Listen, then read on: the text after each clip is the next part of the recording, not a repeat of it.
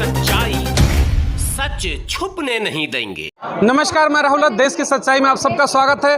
आज की जो खबर है, यकीन मानिएगा, नरेंद्र मोदी राहुल गांधी की नींदों को उड़ाने वाला खबर है। जी हां, आज दिल्ली में एक तीसरे मोर्चे का गठन किया गया है, जहां देश में एक तरफ एनडीए और एनडीए दो दल हैं, वहीं देश के पूर्व सैनिक और किसानों ने आज नई ताल ठोकी है, राजनीति में नया कदम रखा है। देश में तीसरा मोर्चा। तो आज की जो खबरें, यकीन मानिएगा, इंडिया गठबंधन की नींदें हराम करेंगी। चलिए आइए उन प्रमुख चेहरों से बात करते हैं। सत्ता में परिवर्तन होगा क्या? एक नई राह, तीसरा मोर्चा। देश में बार बार एक कयास लगाया जाता था कि भाजपा कांग्रेस, कांग्रेस भाजपा, इसके अलावा ऑप्शन नहीं होता था। लेकिन आज देश के नौजवानों ने, देश के किसानों ने और देश के इस साधु संत ने ठाना है कि तीसरा विकल्प देंगे। ये विकल्प कितना प्रभावी होगा? देश की सच्चाई चैनल को देखने वाले सभी दर्शकों को हम बहुत विश्वास के साथ ये कह रहे हैं, तावत भयस्य भेतव्यम यावत भयम न आगतम आगतम तो समम वीक्ष नरो कुर्यात यथोचितम। जब 70 साल में पूरे देश ने ये समझ लिया कि एक तरफ सांपनाथ हैं, दूसरी तरफ नागनाथ हैं, दोनों डस रहे हैं भारत माता की इन गरीब किसान मजदूरों को, तो अब किसान का बेटा जो सेना में प्रशिक्षित होकर के इंटरनेशनल बाउंड्री पे अंतर्राष्ट्रीय गुंडों को धूल चटाता रहा, उसने ठाना है कि अभी हमारी ड्यूटी खत्म नहीं हुई पिताजी। हम इस देश में पंचायत से पार्लियामेंट तक अब हम सर्जिकल स्ट्राइक करेंगे इन दोगलों का, और इनको हम सफाई करेंगे वोट के माध्यम से। वोट की चोट ऐसी होगी कि एक भी असामाजिक तत्व जो 40-50% संसद में अपराधी, मर्डरस, रेपिस्ट भरे पड़े हैं, दल बदलू भरे पड़े हैं, इनको ऐसी ठोकर लगाएगा ये भारत का प्रबुद्ध समाज। न शराब पिएगा किसी की, न मांस खाएगा, न किसी के रुपयों में बिकेगा। ये देशभक्ति का भाव जगा करके सरफरोशी की तमन्ना अब हमारे दिल में है। देखना है जोर कातिल बाजुए कातिल में है। इन गुंडों को चैलेंज है सैनिकों की तरफ से, क्योंकि ऊंट की चोरी न्योरे न्योरे नहीं होती है, ऊंट ही इतना बड़ा है। इसलिए पहले दिन से स्वच्छ राजनीति के लिए कदम उठाया गया। ये शंकर की तीसरी आंख है, अब खुल चुकी है। इसमें तो भस्म होना ही है। असामाजिक तत्वों को, आतंकवादियों को, देशद्रोहियों को, गद्दारों को, दोगलों को, डबल स्टैंडर्ड लोगों को। लग रहा है कि आपका जो तीसरा मोर्चा है, वर्तमान की सत्ता की बात करें, जो 9.5 सालों से सरकार में है, कहते हैं माँ गंगा ने बुलाया था शिव भक्त। आपने कहा कि ये शिव की ही सरकार होगी। तीसरा त्रिनेत्र खुल चुका है। वहीं 65 वर्षों की लंबी सत्ता शासन, 30 दल, 28 दल, दलों का दलदल हो चुका है। उस दलदल में नया फूल खिलेगा सत्ता का, और सत्ता की जो कुर्सी है उसको हिलाने की मादा वाकई में है क्या इस गठबंधन के अंदर? 100%, 1000% यदि हमने यह विचार किया है कि अब ये दोगले लोग समझ में आ चुके हैं भारत को, तो ये जो डबल स्टैंडर्ड के लोग हैं, जिन्होंने दलगत राजनीति से दलदल में फंसा दिया 150 करोड़ लोगों को, ये कहते हैं कि 150 करोड़ का हमारा परिवार है, और गली गली में ये शराब प्रोवाइड करा रहे हैं। कोई देश का मुखिया जो देश का परिवार का हितैषी होता है, वो क्या अपने बच्चों को, अपने परिजनों को नशेड़ी बनाता है? क्या वो नशा प्रोवाइड कराता है? मैं प्रधानमंत्री से पूछना चाहता हूं, यदि तुम जिम्मेदार राष्ट्रभक्त हो, यदि तुम डबल स्टैंडर्ड नहीं हो, तो हम तुमसे पूछना चाहते हैं कि यदि शराब घर में आदमी जरूरत की चीज है, तो जिस तरह से दाल रोटी खाता है, ऐसे उसको फ्रीडम दो कि दफा 60 खत्म करो और शराब अपने घर में पिए, यदि वो स्वास्थ्य के लिए अच्छी है। यदि शराब अपराध की जननी है, स्वास्थ्य के लिए हानिकारक है, पूरा मेडिकल साइंस कहता है कि अल्कोहल नुकसानदायक है, लीवर खराब होता है, तो देश में जहर कौन बिचवा रहा है?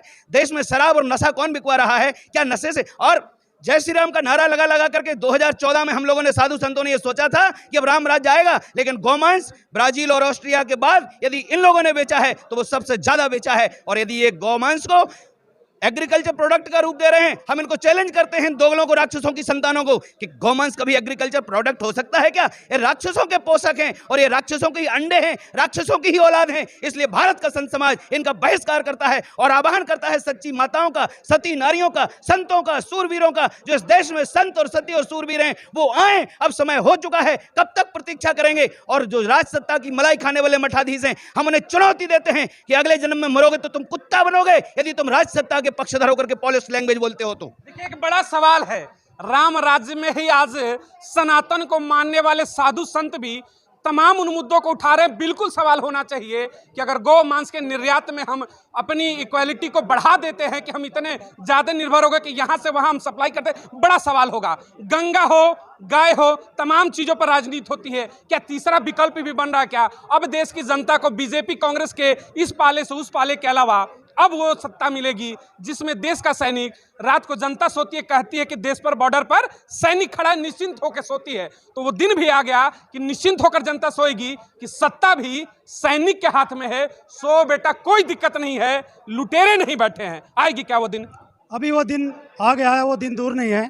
मैं मोहन आंतिल मैं आप सबसे, आपके मीडिया के माध्यम से एक बात करना चाहता हूं कि अब जो बॉर्डर पर सैनिक ड्यूटी दे रहा था वो दुश्मन देशों के लिए दे रहा था, आतंकवादियों के लिए दे रहा था, और जो मेरे देश के अंदर बैठे हुए आतंकवादी है, जो देशद्रोही है, भ्रष्टाचारी है, लुटेरे हैं, अब उनकी खैर नहीं है।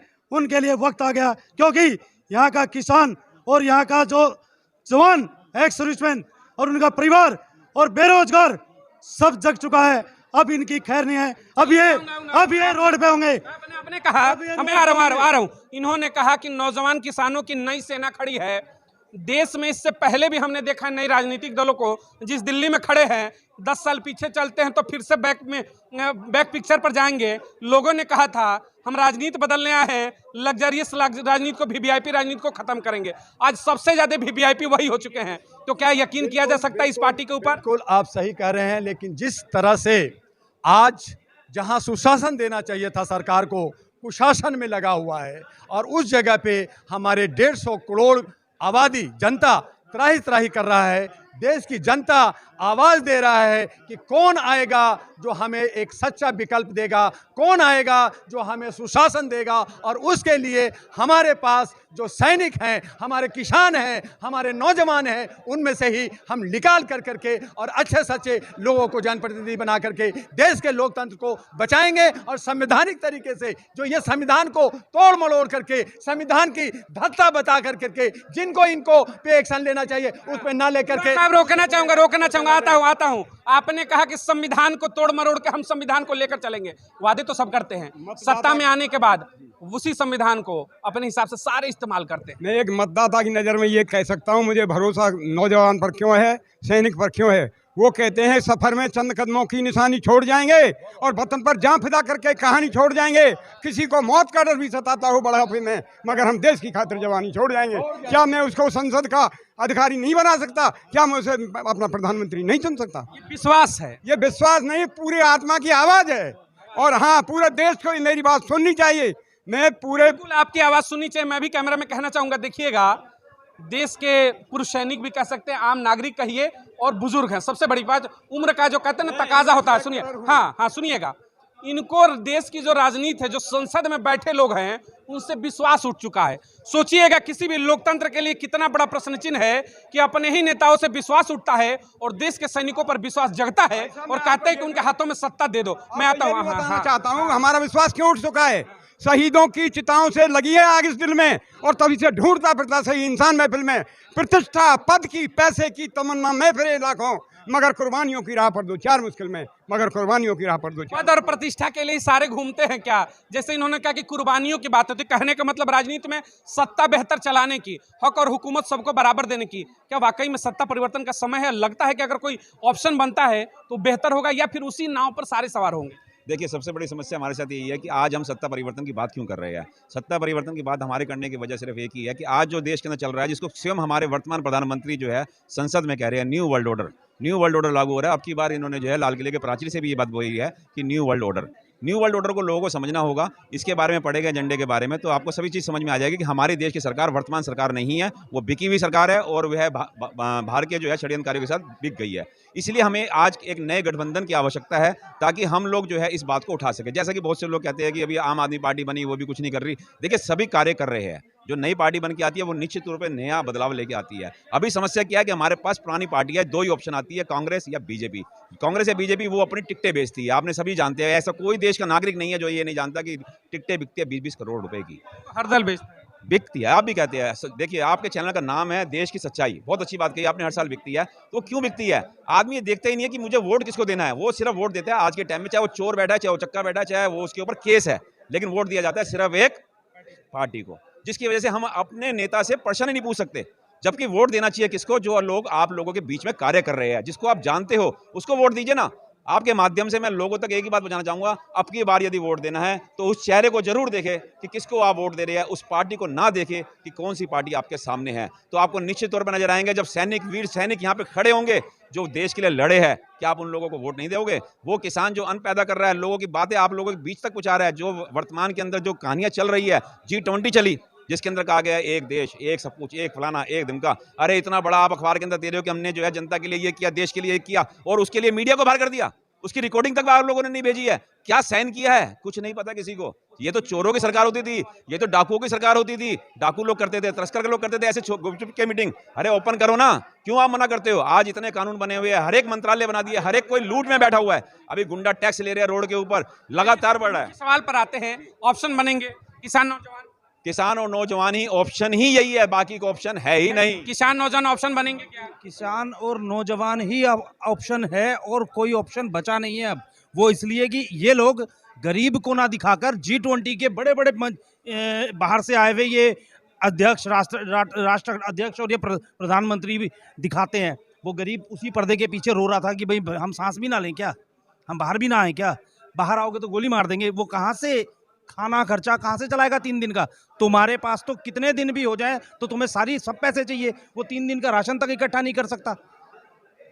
बदलाव ये लोकतंत्र है। लग रहा है कि सैनिक और जवान और कहते हैं किसान साथ आएंगे, चीजें बेहतर होंगी। बिल्कुल सर, इसीलिए हमने आज इस मंच पे कसम खाई है कि हम ही वो जवान हैं जो देशवासियों को भरोसे दिला सकते हैं। हम पर्दे के पीछे नहीं, हम बिल्कुल पर्दे के बाहर आकर के अपने काम को दिखाएंगे, जिससे हमारी जनता हमारे ऊपर प्रभावित होगी। हम कहने और हाथी के दांत हमारा नहीं है खाने के और है ना। केजरीवाल ने भी यही कहा था कि सुनिएगा, कुर्सी में ही कुछ ऐसी चीज है कि बैठते ही लोग बदल जाते हैं। वो कुर्सी तो वही है, आप भी बदल तो नहीं जाएंगे। नहीं सरकार, हमने जो है ना, आप ये ध्यान से सोचिए, आपका नाम है देश सच्चाई।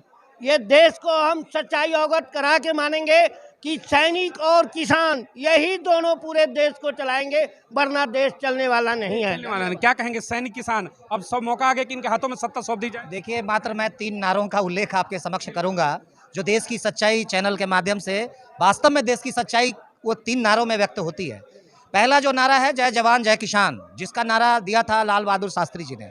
दूसरा जो नारा दिया था वो जयप्रकाश नारायण जी ने दिया था, संपूर्ण क्रांति का। और तीसरा जो डॉक्टर अंबेडकर ने कहा था, गुलामों को उसकी गुलामी का एहसास करा दो, क्रांति स्वतः हो जाएगी। तो वास्तव में मैं समझता हूं कि आज जो देश की जो जनता है, वास्तव में जो देश के किसान हैं, देश के जो मजदूर हैं, देश के जो सैनिक हैं, देश के जो युवा हैं, देश की जो महिलाएं हैं, वो सारी की सारी दुखी है और वो त्रस्त हो चुकी है इस मोदी सरकार के भ्रष्टाचार और कॉरपोरेटोक्रेसी से। वो दुखी हो चुकी है। पूरी की पूरी जो सरकार है वो मोदी, ये जो अडानी और अंबानी के गुलाम हो चुकी है और उसमें जनहित की पूर्ण रूपेण उपेक्षा हो रही है। इसलिए इस बार केवल और केवल सत्ता परिवर्तन होकर रहेगा। देखिए तमाम वो चेहरे थे जो इन्होंने भारत की सारी व्यवस्था को संभालने का उद्देश्य लिया है। मैं इनके लिए आश्वासन करते हुए निवेदन करना चाहता हूं सैनिकों से कि रुकना नहीं अब राह में, कांटे मिले कलियां खिलें और ये हौसले मजबूत हैं तो क्या करेंगी मुश्किलें। मायूस मत होना, कभी कहना नहीं जाए कहाँ, सर जमीन से आसमां तक है तुम्हारी समझ। मन में चलता है अगर मंजिल पर चलने के लिए, तब रहो तैयार तुम कांटे कुचलने के लिए। जो करें आलोचना उनके लिए क्या सोचना, वो तो राख हो जाएंगे जो है जलने के लिए। हौसले मजबूत लेकर बढ़ चलो, बढ़ते रहो। तुम छोड़ दो प्रतिद्वंदियों को, हाथ मलने के लिए छोड़ दो प्रतिद्वंदियों। देखिए देश के वो तमाम सैनिक और किसान संगठन यहाँ पर मौजूद थे। आज तीसरे फ्रंट का यहाँ गठन दिल्ली में किया गया। साथ ही चैलेंज किया गया सत्ता शासन को कि 24 में 545 सीटों का जो उन्होंने आंकड़ा दिया कि हम बदलेंगे, अपनी सरकार लाएंगे और किसानों नौजवानों की पहली सरकार होगी आज़ादी के बाद। अभी अपने विचार प्रकट करिएगा 24 में पसंद क्या। बहुत बहुत धन्यवाद। जय हिंद, जय भारत।